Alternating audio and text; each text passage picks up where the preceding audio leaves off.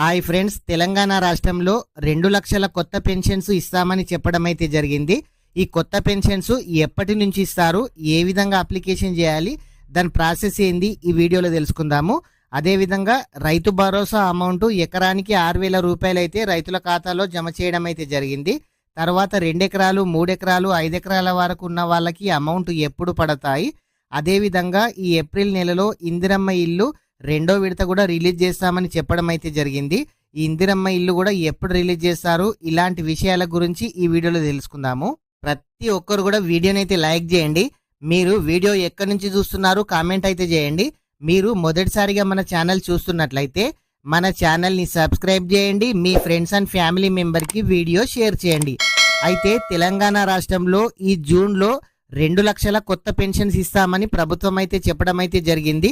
వికలాంగుల పెన్షన్ అయినా సరే, వితంతు పెన్షన్ అయినా సరే, వృద్ధాప్య పెన్షన్ అయినా సరే, చేనేత కార్మికుల పెన్షను, బీడీ కార్మికుల పెన్షను, ఇలాంటి రకరకాల పెన్షన్స్ కూడా ఇస్తామని ప్రభుత్వం అయితే చెప్పడం అయితే జరిగింది.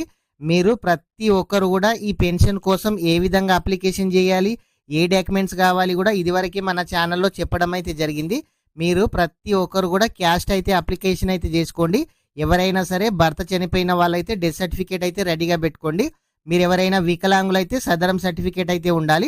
మీరు బీడీ కార్మికులు, చేనేత కార్మికులు అయితే మీ దగ్గర కూడా పిఎఫ్ కానీ ఇట్లాంటి సర్టిఫికేట్స్ అయితే ఉండాలి. ఏదైనా సర్టిఫికేట్ గనక మీ దగ్గర లేనట్లయితే మీరు అన్ని డాక్యుమెంట్స్ అయితే రెడీగా ఉంచుకోండి.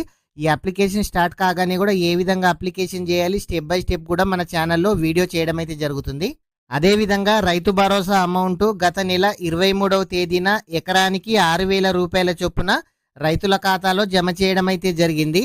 అయితే 2 ఎకరాల వాళ్ళకి, 3 ఎకరాల వాళ్ళకి ఈ నెల 22వ తేదీ లోపు 5 ఎకరాల వారికి కూడా అమౌంట్ వేసే అవకాశం అయితే ఉంది. అదేవిధంగా ఈ నెల చివరి వారం లోపు మొత్తం 5 ఎకరాల వరకు ఈ రైతు భరోసా వేస్తామని ప్రభుత్వం అయితే చెప్తున్నారు. ఈ రైతు భరోసా అమౌంట్ మీకు పడిందా పడలేదా కామెంట్ అయితే చేయండి.